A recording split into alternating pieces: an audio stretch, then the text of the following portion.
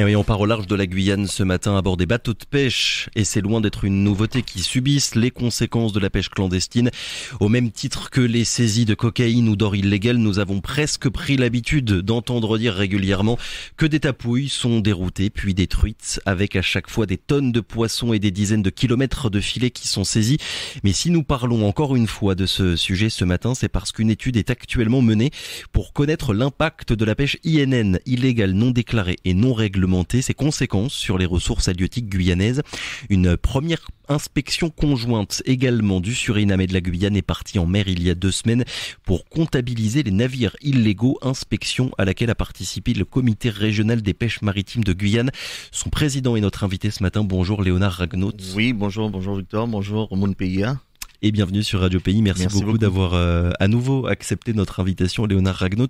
C'est quoi exactement cette inspection conjointe qui a été faite? Conjointe parce qu'il y avait, je le précise pour tout le monde, il y avait aussi le département des pêches du Suriname. Oui, bien sûr. En fait, il faudrait quand même rappeler le contexte. La Guyane qui est le garde-manger du plateau des Guyanes, et je reviendrai là-dessus tout à l'heure avec les questions, mais effectivement, c'est la Guyane qui nourrit l'ensemble du plateau des Guyanes, notamment le Guyana, le Suriname. Ça a été bien déterminé lors de cet échange que nous avons eu au Guyana. Et du coup, pour préserver ce garde-manger pour l'ensemble du plateau des Guyanes, il s'agit de bien protéger notre territoire à nous, le territoire guyanais.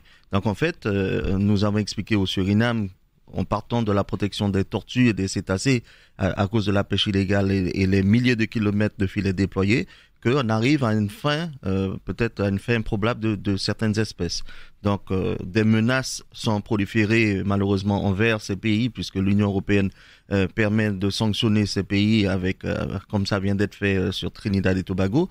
Donc, malheureusement, on a dû proposer la seule carte en notre main, qui, si jamais vous ne faites pas le travail correctement pour empêcher à vos ressortissants de venir piller notre ressource, c'est la seule carte que nous avons pour protéger notre territoire. Et du coup, nous avons, grâce à la mobilisation des partenaires historiques WWF, réussi à trouver des fonds pour permettre à des navires de guerre, des navires de contrôle maritime, de prendre la mer et de vérifier les documents à bord des navires des ressortissants surinamais sur leurs eaux, parce que des navires surinamais d'État ne peuvent pas venir en Guyane. Et effectivement, ce jour-là, nous avons contrôlé samedi matin, en partant à 9h de Paramaribo et accosté à Saint-Laurent-du-Maroni à 18h, nous avons pu comptabiliser 39 navires surinamais, mais c'est des monstres de 15 à 18 mètres. Sur les 39, 9 ont été contrôlés. Et sur les 9, il y a un qui devait se reporter à la pêcherie avec les documents, parce qu'il manquait certains documents à bord. On reviendra évidemment, Léonard Ragnaut, sur cette mission d'inspection, mais j'aimerais d'abord qu'on revienne sur ce que vous avez dit il y a quelques minutes. La Guyane est le garde-manger de tout le plateau des Guyanes, c'est-à-dire, et pour quelles raisons finalement? Il y a plus de poissons au Guyana, au Venezuela, au Brésil, au Suriname. Pour quelles raisons finalement les pêcheurs viennent pêcher dans les eaux guyanaises? Effectivement, là, on a pu bien comprendre le sujet, puisque le comité de pêche a été invité par le Fishing Department au Guyana. Et c'est un moment historique où le comité de pêche se déplace dans ce département pour les problèmes de pêche illégale. Effectivement, on s'est rendu compte que les stocks sont en train de chuter de manière vertigineuse au Guyana et au Suriname. D'accord. Et finalement, on a pu comprendre que l'ensemble des ressortissants de ces pays, donc ces pêcheurs, ont tendance à aller à droite, donc aller à l'est. À l'est, donc le Suriname qui va à l'est, le Guyana qui va au côté Suriname, et finalement le Brésil qui vient côté Guyane. Finalement, on a décelé que le vrai garde-manger du plateau des Guyanes, c'est bien en Guyane. Et du coup, ça nous permet de mettre en place toutes les mesures qu'il faut et prendre à bras le corps le problème et de résoudre ensemble ce problème de pêche INN, de piraterie. La situation est la même à la fois côté ouest, Suriname, Guyana, Venezuela, et côté Brésil, ou bien il y a des différences entre les deux parties? Alors, on a la chance quand même sur le plateau des Guyanes, donc du Brésil, de l'ouest du Brésil jusqu'au plateau, donc extrême Guyana, c'est la même ressource. c'est les mêmes poissons blancs, c'est le même environnement maritime. Les mêmes techniques de pêche aussi? Exactement, les mêmes techniques de pêche, mais sauf que les contraintes sont pas les mêmes, puisque nous, on est heureusement également, en Europe, avec malheureusement les contraintes européennes non adaptées à notre situation, et face à des pays géants, en termes de production, le Brésil ou même le Suriname à 50 000 tonnes de produits par an produits à l'issue de la mer. Et puis au Guyana, c'est encore plus. Mais c'est encore plus flagrant puisque nous, en Guyane, à l'heure où je vous parle, nous avons pu attribuer 82 licences de pêche. Donc 82 navires pêchent légalement sur notre territoire. Au Suriname, il y a plus de 500 navires qui pêchent. Et sur les 500, les autorités surinamiennes estiment qu'il y a environ 100 qui sont illégaux. Au Guyana, ils sont 1300. Donc imaginez la pression sur leur biodiversité marine. Et finalement, cette trop pression... de pêcheurs finalement sur ces régions-là qui les obligent à venir pêcher au large de la Guyane, c'est bien Exactement. ça? Et le contexte économique est favorable, puisque malgré les coûts sont importants pour se déplacer jusqu'en Guyane illégalement, mais par contre, la richesse interne de ces pays augmente, donc la capacité pour payer un produit plus cher est accessible à tous, quasiment tous. Donc en fait, il est rentable pour ces pays aujourd'hui de venir jusqu'en Guyane, piller la ressource des Guyanais. Une parenthèse, Léonard Ragnaud, sur ce que vous avez commencé à nous expliquer, le nombre de navires guyanais là qui ont actuellement une licence pour pouvoir pêcher au large de la Guyane. 83, je crois que l'an dernier, on était à peine une vingtaine, 26 licences, 26 voilà, c'est ça qui avait été accordé. Quand vous étiez venu l'an dernier à ce même micro, vous nous aviez fait part des difficultés administratives qui étaient faites, notamment sur la régularisation des pêcheurs étrangers qui travaillent sur les navires guyanais. À ce niveau-là, est-ce qu'il y a du mieux entre l'an dernier et cette année? C'est quoi le bilan? Oui, alors là, le bilan a été très positif, mais j'espère que vous ferez appel à nos collègues pour faire un bon jugement. Oui. Et comme je suis partie prenante, je voudrais pas auto-juger le travail que nous avons fourni, mais je voudrais que la population, vous-même, vous sachiez qu'on est parti de 26 navires effectivement l'année dernière qui pêchaient pour nourrir notre population guyanaise à aujourd'hui 82. C'est pas le comité seul. C'est le comité avec ses partenaires forts, hein, donc l'État, la préfecture de Guyane qui nous a accompagnés et notamment le directeur de la mer et l'ensemble des professionnels également qui se sont mis dans la bonne trajectoire pour aujourd'hui avoir 82 licences de pêche.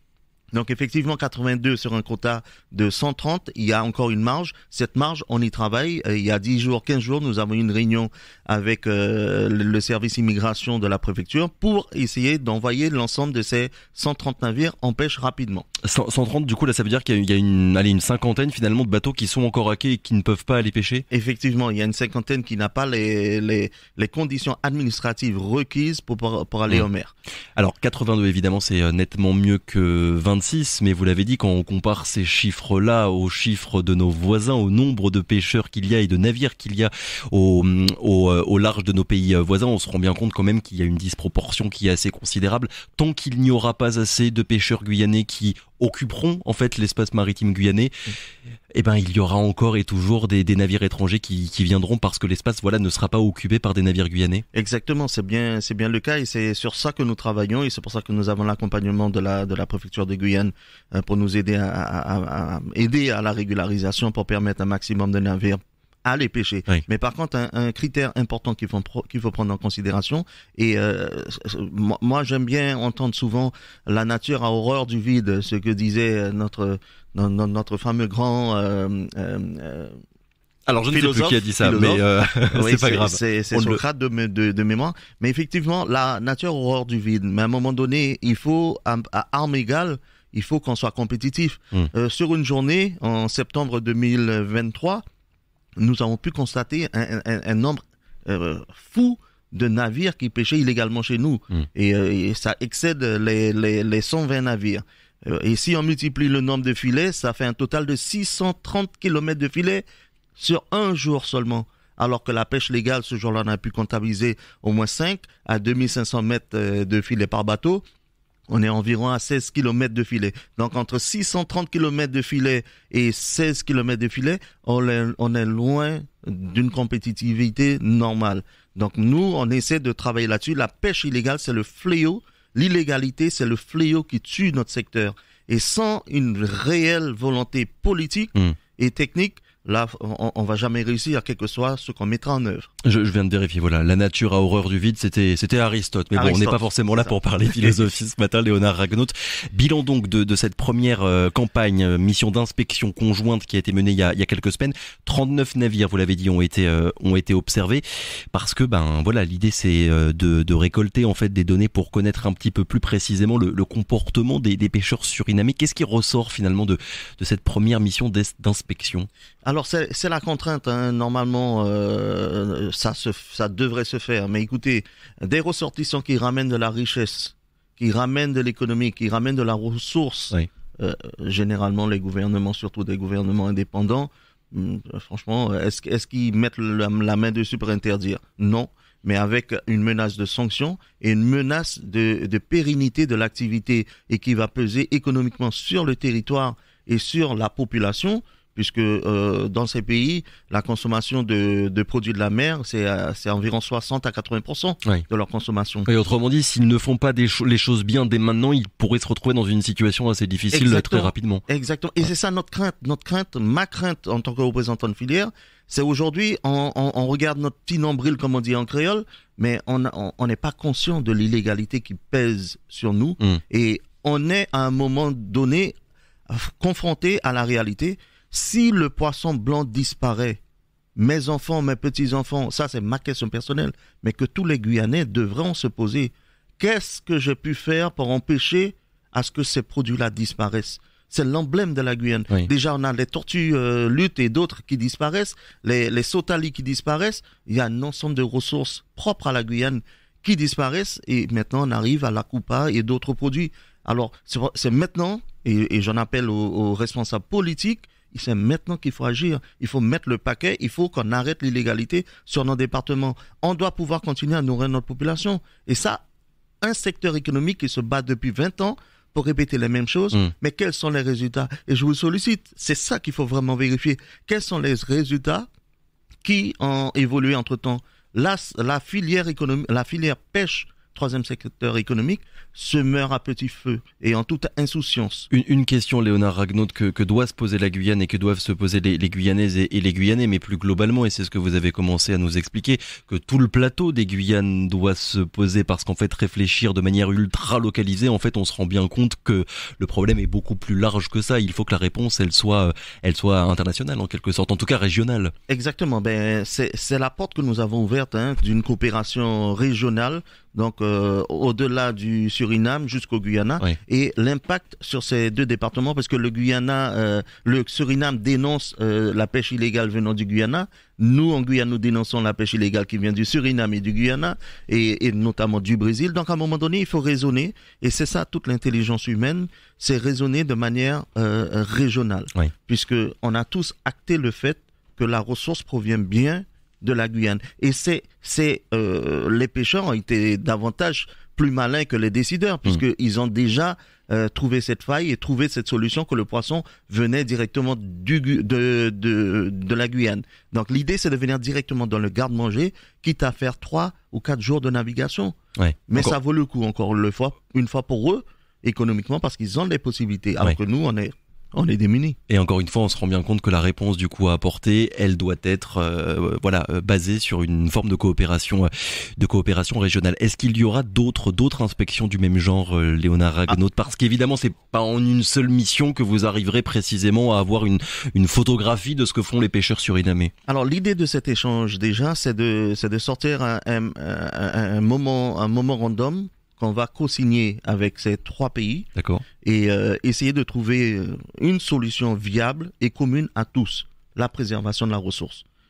Grâce à la préservation de la ressource, mais naturellement, des solutions économiques viables vont se dessiner et des techniques de préservation, etc. vont se mettre en marche. Ça veut dire quoi très concrètement? Des quotas de pêche, un nombre de poissons à pêcher, à ne pas pêcher, des espèces aussi peut-être à moins utiliser? Mais c'est déjà le rôle d'un comité de pêche, c'est la gestion de sa ressource et c'est la gestion de ses licences de pêche. Oui. Mais nous, en Guyane, au niveau de la Guyane, nous allons au-delà de ça. Mais ce canevas, c'est ce qu'on essaie d'expliquer et d'argumenter pour que ce soit accepté au Guyana et au Suriname. Alors que eux, c'est tant qu'il y en a, on y va. Oui. Donc, il n'y a pas une gestion durable de la ressource.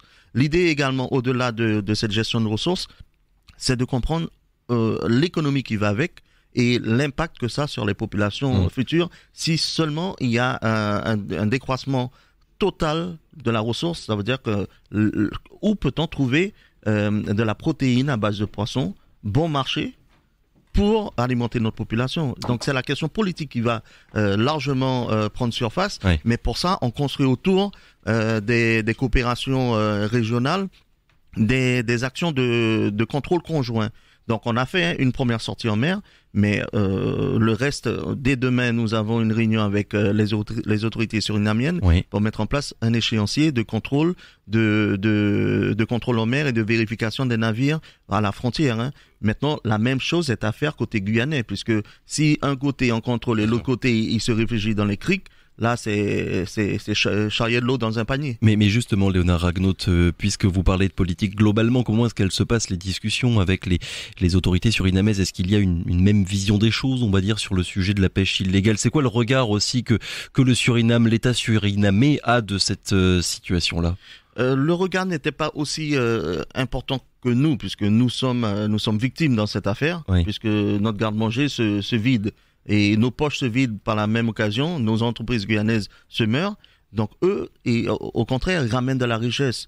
Mais malheureusement, avec la menace annoncée par le ministre Berville lors de sa venue en Guyane, c'est de faire le nécessaire pour inscrire ces pays sur la fameuse liste des cartons européens. Donc tout ça permet au Suriname de tendre l'oreille et de participer, comme ça a été fait il y a 10 jours, à ce contrôle en mer. Aujourd'hui, on part de rien du tout pour réussir à faire une première étape. Cette première étape, c'est la clé de la suite. Ça s'est très bien passé et entre les professionnels de la mer guyanais et les autorités surinamiennes, ça se passe très bien. Et faire la même chose, mais de l'autre côté brésilien, est-ce que ça pourrait être envisageable? Parce que, alors, j'ai pas trouvé de statistiques précises, mais enfin, la préfecture nous envoie quand même régulièrement des communiqués pour parler des saisies qui sont faites en mer avec, je l'ai dit en introduction, des tonnes de poissons et des kilomètres, des centaines de kilomètres de filets qui sont saisis. C'est quand même très souvent des navires brésiliens. C'est très souvent des navires brésiliens, mais malheureusement, pour moi, en tant que représentant de filière, les méthodes appliquées ne sont pas celles requises. On est dans une situation régionale et l'idée, je pense qu'il faut développer, c'est la coopération lors des contrôles en mer. Ça veut dire, sur les navires français, également avoir la marine nationale brésilienne ou la marine nationale surinamienne. Moi, je pense que c'est vers ça qu'il faut tendre, puisque la marine nationale française n'est pas respectée par les Brésiliens ou par les Surinamais. À un moment donné, il faut embarquer leurs propres militaires à bord de nos bateaux et ça aura beaucoup plus d'effet. Et l'idée, c'est d'anéantir l'illégalité, la piraterie sur notre département pour qu'on vive finalement, et que notre population continue à manger leurs produits. J'ai regardé un peu les chiffres de ces dernières années. On était à 171 infractions en 2021 au large de la Guyane, 324 en 2022 et les chiffres ils continuent d'augmenter encore cette année. L'an dernier, c'est 12 navires récidivistes qui ont été détruits et 800 tonnes de poissons saisis. Là, je parle uniquement de la Guyane. Je vais m'arrêter là pour parler de chiffres, on va dire, mais c'est pour donner un ordre d'idée de ce qui se passe dans les eaux guyanaises. En introduction, Léonard Ragnaud, je parlais de trafic de cocaïne. Avec la stratégie pour les services de l'État, c'est leur argument de rendre peu à peu le trafic de moins en moins rentable. Et j'ai l'impression qu'avec la pêche illégale, c'est un petit peu la même chose, de vouloir taper sur le portefeuille des pêcheurs clandestins pour les décourager de venir pêcher ici en Guyane. C'est quoi votre avis, votre regard, votre ressenti sur cette stratégie-là, Léonard Ragnaud? Est-ce que c'est vraiment efficace?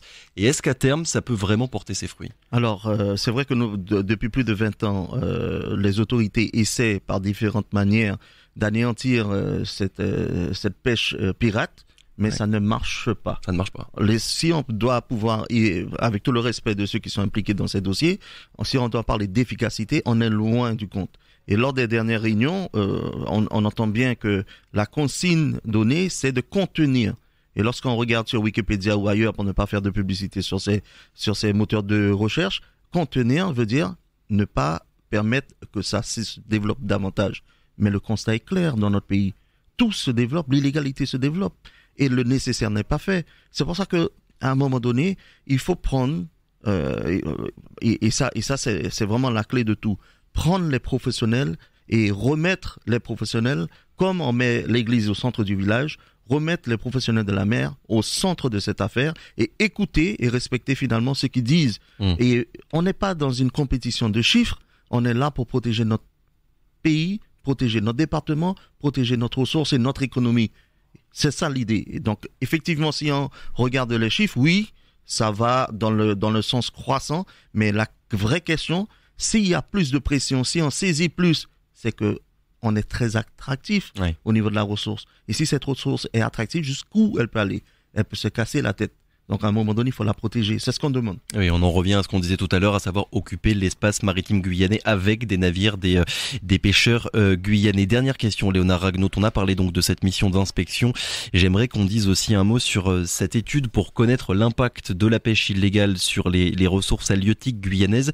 Il y a vous, comité des pêches, mais il y a aussi l'Ifremer et le WWF. Très concrètement, cette étude, c'est quoi exactement? C'est des survols en avion au-dessus des eaux guyanaises pour compter les navires illégaux du Brésil, du Suriname, du Guyana? Alors, comme d'habitude, moi, je voulais quand même retracer l'origine de cette convention signée en décembre 2022. Effectivement, vous rappelez que le rapport Ifremer de 2012 il y a 10 ans. Voilà, qui présentait la situation de la pêche illégale sur sur la prise du stock de poissons guyanais. Oui. Depuis la manifestation, malheureusement, que nous avons menée en 2012, il n'y a pas eu de suite. Finalement, oui, les données n'avaient pas été réactualisées depuis 10 ans. Pour quantifier la pêche illégale. Voilà. Donc, pendant 10 ans, nous avons sans cesse demandé à ce qu'il y ait à nouveau ce reporting, et ça a été fait. Ça a été conventionné en décembre 2022 avec des partenaires historiques Ifremer et WWF et CRPM. Chacun, en fait, a ses missions. Notamment WWF qui fait les survols. Oui. Le CRPM Guyane recense les données, en fait les embarquements, traite les données, et ce rapport finalement sera livré en avril 2024. Mais après sur les stocks disponibles, la quantité de poissons qu'il y a encore sur cet aspect-là dans la mer finalement, sous les eaux, pour savoir comment la ressource elle est impactée par la pêche illégale, qu'est-ce qui va être fait? Comment est-ce qu'on va pouvoir avoir des chiffres et des données précises là-dessus? Alors ce document va surtout donner la quantité de produits de la mer puisés par les étrangers. D'accord. C'est surtout ça qu'on met en exergue. Mais sans savoir véritablement en fait combien de poissons il reste encore dans les eaux. Non, cette étude n'a pas pour but de quantifier la ressource guyanaise. Mais à force d'avoir le nombre de bateaux, on peut estimer par des modèles économiques, on pourra savoir combien il y en a. Mais l'idée, c'est de quantifier ce puisement dans notre garde-manger, oui, pour quantifier la perte engendrée. Nous, professionnels, nous l'avons fait. Donc, basé sur le rapport de 2012, nous estimons la perte pour la Guyane à environ 100 millions d'euros par an. 100 millions d'euros basés sur le rapport Ifremer 2012. Donc, imaginez, sachant en 2023... que la situation, je suppose, depuis 2012, ça s'est empiré. Ouais. Ça s'est empiré. Aujourd'hui, on quantifie à peu près, puisque le rapport n'est pas terminé, et on ne pourra pas naturellement communiquer là-dessus aujourd'hui, mais on estime la pression de la pêche illégale est minimum 10 fois supérieure à la pêche locale. Voilà, et je le précise, lors du dernier survol en 4 heures, il y a près de 70 navires étrangers qui ont été recensés sur le littoral de la Guyane. Merci beaucoup Léonard Ragnaud d'avoir été avec nous ce matin. Merci à vous. Je le rappelle donc président du comité régional des pêches maritimes de Guyane. Merci d'avoir répondu à nos questions. Très bonne journée. Merci à vous.